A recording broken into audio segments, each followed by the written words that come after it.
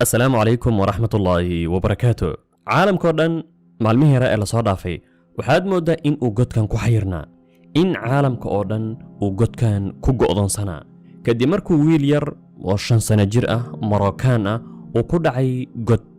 شن مالين الأوذي وايي إن لصابحية شنتي مالين لصادافي إن صحافة عالم كان ميل والبيكجوكتا رنتي سي آنن هوري لو أرق ayaa loo dareynayay arrinkan oo runtii ka bani aadanimo ka insaan ahaan qofka dhaqaajinayo markii kaamirooyinku qabteen ama kaamira yaro godka hoos loo galiyay yani wiilka xaaladan ku sugan dhaqdhaqaaqayo aan la awoodin in loo galo 5 maalin waxba muuna cunin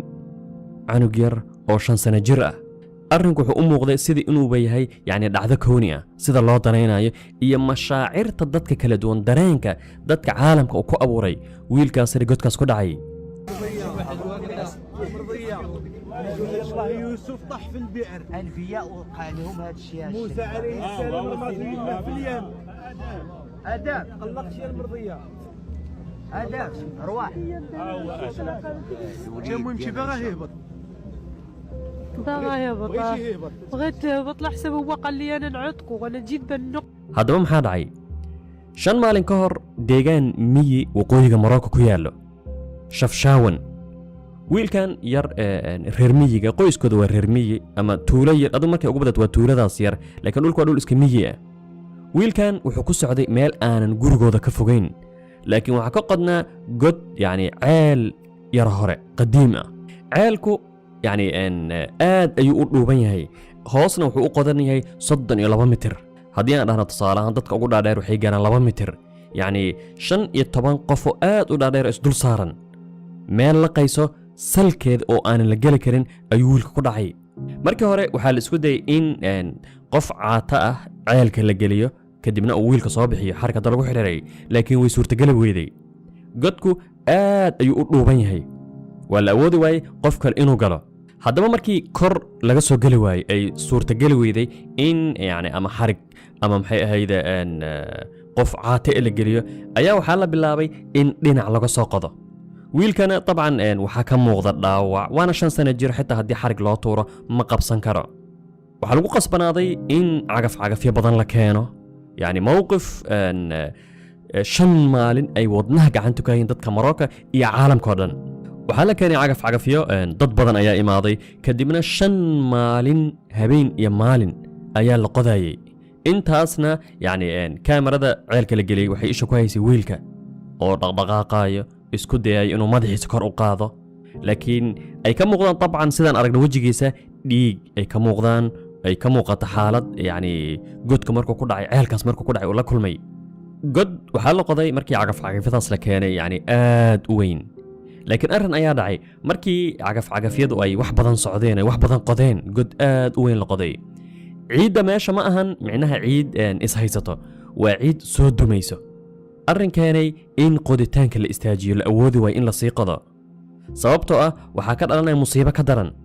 kadibna waxa bilaabatay in gacanta lagu qodo habeen iyo maalin dhan habeenkii maalinka u dambeeyay waxa lagu qodayay gacanta lagu qodayay markii cagafyada iyo aaladaha waxa lagu qodo taban ay suurtagal weeydi maadaama ciid ay soo dumayso oo xitaa ay macquul tahay godka waa loo dhawa taban 2 mitir 1 mitir ayaa loo jiray in ciidda dhan ay dunto kadibna ceelka uu saas ku duugmo dhexda ka duugmo كان معايا النهار كامل ولع معايا هنا تن مع ديك نص النهار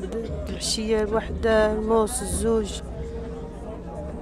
ساعات سقسيت خوثو عليه شي يقول لي رافينا ما يبداو يعيطوا هما يعيطوا وانا نعيط بابا هم يعيط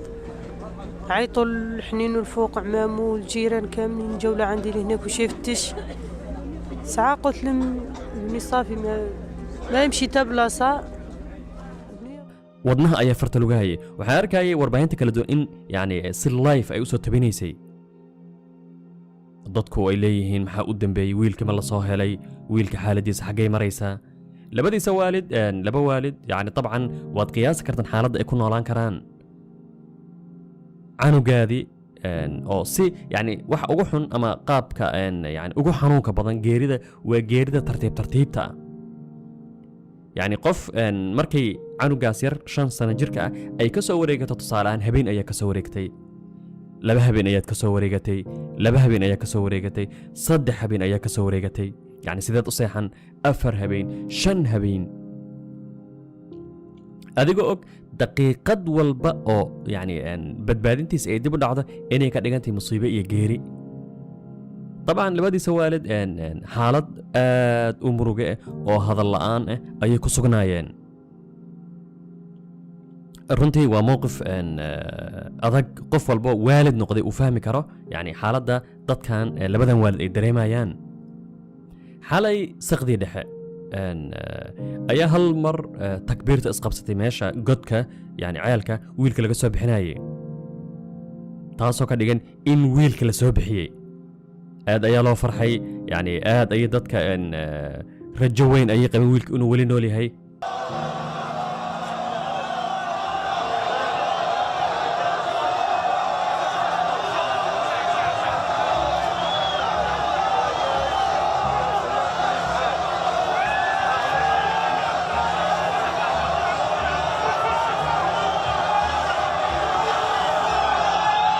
إذا خرج طفل ريان من النفق بعد 5 أيام من سقوطه في البئر بضواحي شفشاون. خرج الطفل ريان الآن من هذا النفق، حملته سيارة الإسعاف ورحلت بعد 5 أيام من الحفر والترقب والانتظار. الطفل ريان خارج البئر، الطفل ريان خرج من البئر وهو الآن في سيارة الإسعاف. طبعا ماشي حالك يعني أمبلاصي بدن takhaatiir dadka soo nooleynta macnaha qof suuxsan sida loo neefsado rag dad badan oo khubare ayaa la keenay laakiin farxadaas waxay jirtay daqiiqada aanan badnayn markii wiilka la soo bixiyay wuu noolaa markii hore wuu noolaa markii la soo bixiyey kaanama waxaad moodaa subxaan allah in uu ahaa labadiisa waalid bal inay arkaan isagoo weli nool isagoo weli dhaqdhaqaaqayo godka afkiisa ayay taagnaayeen dabcan waana dadkii ugu horreeyay arkay markii la soo bixiyey oo waxaa la isu diyaariyeen dabcan in lagu qaado helicopter ayaa hal mar waxaa la soo sheegay in wiilkii rayaan ahaa uu geeriyooday kadib markii la soo bixiyey muddo yar kadib dabcan inta badan waxaa la isku raacay inuu noolaa markii la soo bixiyey laakiin uu geeriyooday. بيان رسمي مغربي للأسف مغربي يؤكد وفاة الطفل ريان. إذن هذا خبر عاجل حزين في الواقع على شاشتنا الآن. بيان رسمي مغربي يؤكد وفاة الطفل ريان. إذن خرج الطفل ريان من البئر لكن توفاه الله رحمة الله عليه وكان الله في عون والديه. البيان الرسمي مغربي يؤكد وفاة الطفل ريان. دكتور العبلاوي خبر حزين، خبر حزين جدا. نعم خبر حزين وسينتقل. الآن لاحظنا أن الوجوه حقيقة بدأت تتغير في هذه اللحظات من الفرحة إلى الحزن. هناك من علم بالخبر وهناك بعد من لم يعلم بهذا الخبر. muuqaalkan sidoo kale waa labada waalid wuxuu muujinayaa kadib dhacdada geerida kadib markuu wiilka geeriyooday labadiisa waalid yani xaaladan ayay ku sugan yihiin. ilaahay waxaan ugu baryaynaa inuu sabar ku arsuqo dabcan wiilkoodaas yar mixnadaas aadka u adag maray muddo 5 maalin ee wajahayay yani musiibada geerida inuu shafaac u noqdo maalinta aakhira insha Allah. runtii arrinkan wuxuuna siinayaa darsi adag oo ah in aan aad uga taxadarno carruurta yaryar aad iyo aad ayay u jilicsan yihiin xitaa bahallaha yararkee dawacooyinka xitaa eeyaha yani wax kasto ayay halis u yihiin in haddii saan u qabtaan naftooda ay khatar gasho. أهلا بكم مشاهدينا في متابعة لحادثة الطفل المغربي ريان ووقوعه في البئر بعد 5 أيام من خروجه. هذا بيان رسمي مغربي يعلن وفاة الطفل ريان، وأيضا الديوان الملكي المغربي يعلن أو يؤكد الوفاة ويعزي ذويه. نتابع الآن صور مباشرة هذه صور قبل قليل إذن من محيط المنطقة.